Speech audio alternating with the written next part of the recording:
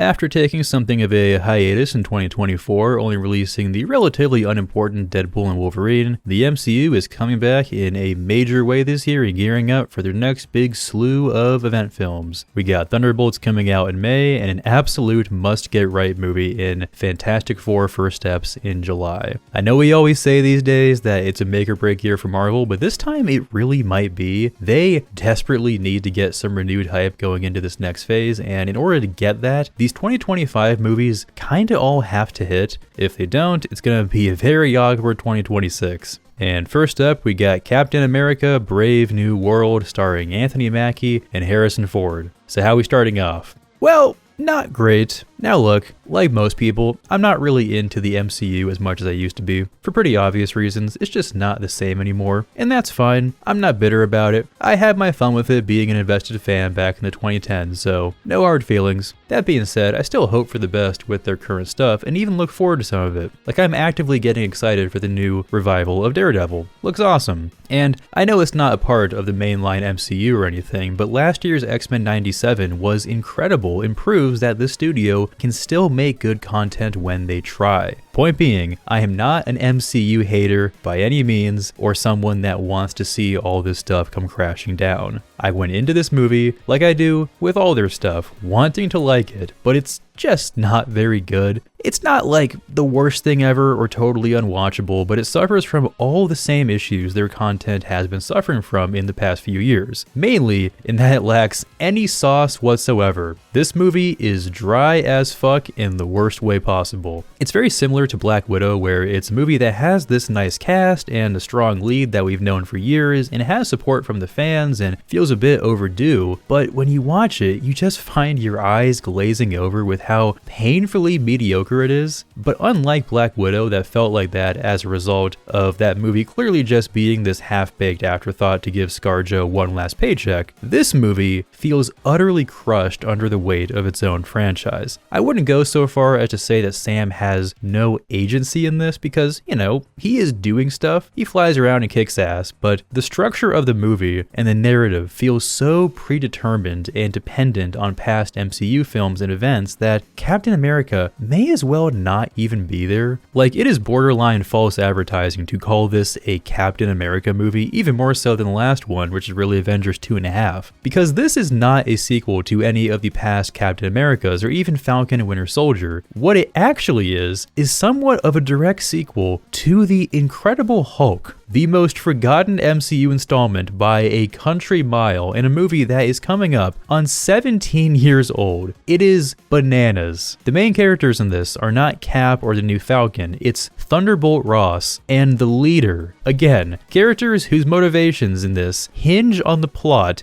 of The Incredible Hulk, a film starring Edward Norton. That's what I mean when I say this film feels crushed under the weight of the franchise. The plot and every key detail in it was set in place years ago and relies on character motivations from early phase 1 in MCU events from films like Eternals, Infinity War, and Endgame, to the point where the writers have almost no options to write anything new or original. They are so hamstrung and held down by this mountain of lore that what they're doing is just essentially AI generating an MCU story based on whatever they have at their disposal, which I guess is the plot of The Incredible Hulk, but they can't do anything new. They're so held down. They have to spend so much time tying everything back to these old movies and trying to fit all these pegs in the right holes that it's barely even a new movie at all. I mean, say what you will about some of these MCU shows like WandaVision or She-Hulk, but at least they had some room to do their own thing. Might not have always led to the best results, but they at least had some runway. They could write their own stuff. In this though, it feels like every plot point has been predetermined for years. Like, I imagine the way they wrote this script was they had all the events already storyboarded and laid out, and they just went scene by scene and essentially filled in the blanks, almost like a comic book where you do the speech bubbles yourself, which is, you know,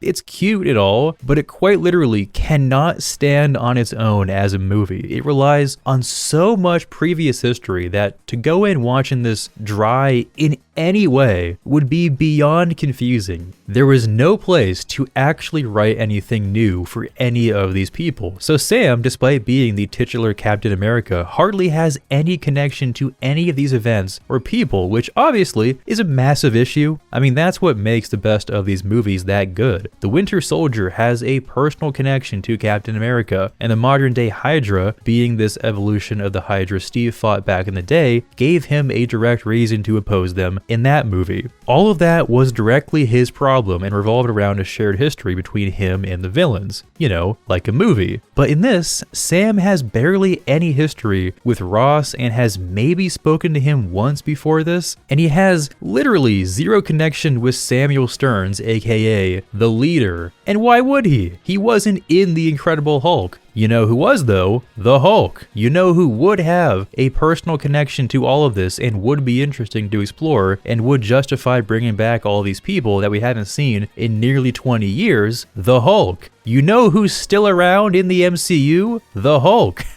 This is a sequel to The Incredible Hulk that stars a different hero for seemingly no reason that didn't even appear in the MCU until 6 years after its release. It's like if Thor was the lead in Iron Man 3. It just makes no sense. Like, why would the leader give one iota of a fuck about Sam Wilson, and why would he want to drag him into this? He doesn't know that guy. Being that he's seeking revenge for what happened to him, wouldn't he want to drag Bruce Banner in instead and have this big mega Hulk fight that kills both Hulks or something? I don't know, makes sense to me. But instead he drags in Captain America because that's the name of the movie. But why? It's just so frustrating because you go through all the trouble to pass the torch to this new Cap and give him this whole mini-series to explore that, and by the time he gets his own movie, you don't even bother to give him his own unique story. He's just window dressing for this random loose end the MCU decided that now was the time to wrap up. Why now was the perfect time to bring back the leader and tie up the plot of The Incredible Hulk? Who knows? It's beyond me, but hey, they did it,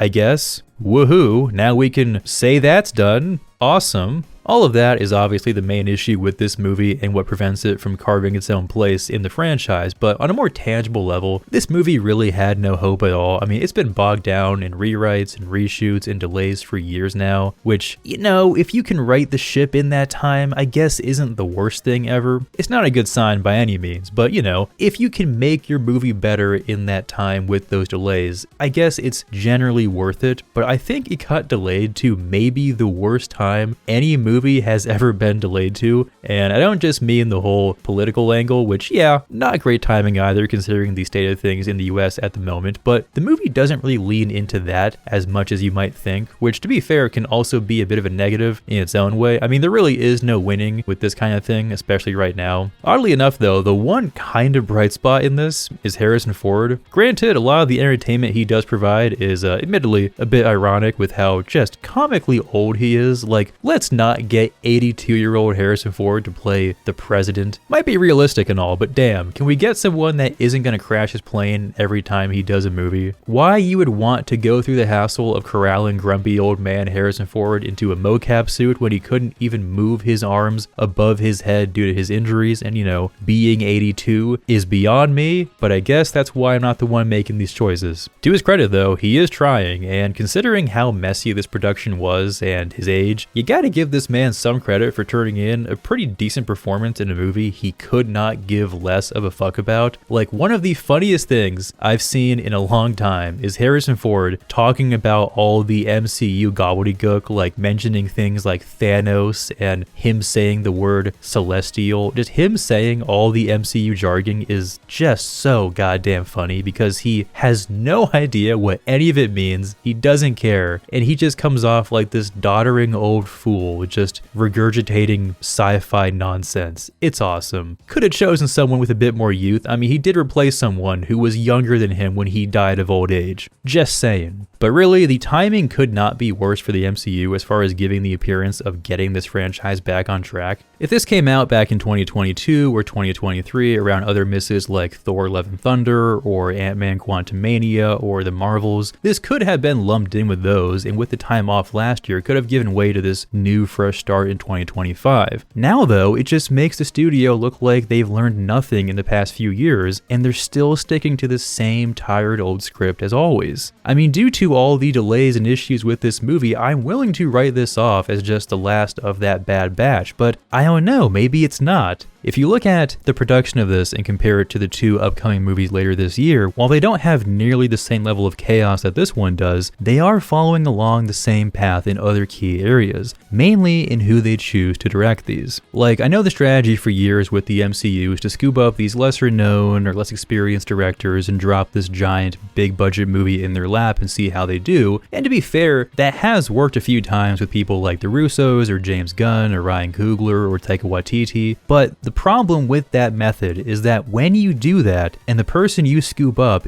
isn't up to the task, it makes for kind of a disaster. I mean, look, no one has ever accused the MCU of making high art here, but these are gigantic Hollywood productions with hundreds of millions of dollars at stake and A-list actors all over the set and critical deadlines to meet, and you need someone that is capable of handling that kind of project. I'm not saying you have to go out there and get some auteur like Christopher Nolan or anything, but what you need is an experienced working director that knows how to run a set. Someone like Sean Levy, who's been around forever. Not a top tier guy by any means, but a guy you can trust to leave alone. A guy who knows how to make a movie. He won't have this massive independent vision, but he can run the set, get it done, and keep it on rails. And I won't sit here and pretend to know if Julius Onah is a good director or not, because I haven't seen anything else he's done, and I don't know, maybe he is good, but I know that he cannot handle something like this, as evident by the insanely chaotic production and massive delays. Clearly this whole thing was a mess from the jump. Characters like Giancarlo Esposito's assassin guy just reeks of reshoots. He's in about 3 scenes total, and all of them are clearly just easy pickup shots that if you remove, changes nothing about the movie. I guarantee the only reason why his character is in there is because they were showing this movie in test screenings and people said something like, oh, there's not enough action or enough bad guys in this. So they just went back, threw him in there, shot a few scenes of him shooting a gun, and that's that. Boom, more action. But he has no impact on the actual movie. He is just there to have a name. Same goes for that secret agent woman. Clearly is just shoehorned in there at the last second to round out the cast. I guess there weren't enough floating heads for the poster or something. Like, that might be the reason why it's that shallow and that empty and that obvious how reshot all of this is. In fact, most of the movie feels reshot, where so much of the dialogue is expository and constantly reminding you of what is happening, as if all these scenes were filmed in a way where they didn't know which scenes would be in the final cut and they had to make sure every scene made sense. So what do? Just over-explain what you're doing at all times. It's all just very amateur, inefficient work, and it reeks of that to anyone who watches this. It's so beyond obvious. I hate to be so mean about it, but clearly this was not in the right hands on any level, and if you look who they have directing Thunderbolts and Fantastic Four, it's more of the same kinds of people. People who could be good for all we know, but who don't have any strong resumes and are totally unproven. And this ain't the time to be taking swings like that for the MCU. The ship's gotta get back on course. And sure, you got the Russos back for the next 2 Avengers films, but these other ones matter too, and if enough of them falter like this one did, that could be what kneecaps this franchise beyond fixing. So, is Captain America Brave New World one of the worst MCU films out there? I don't know. Maybe. Probably. There's a whole lot of these. Who's to say? Is it, though, a sign of good things to come? Most certainly not. And the further down this path we go, the less time they have to fix it. So, here's hoping they right this ship soon, because the point of no return is coming a lot faster than we all realize.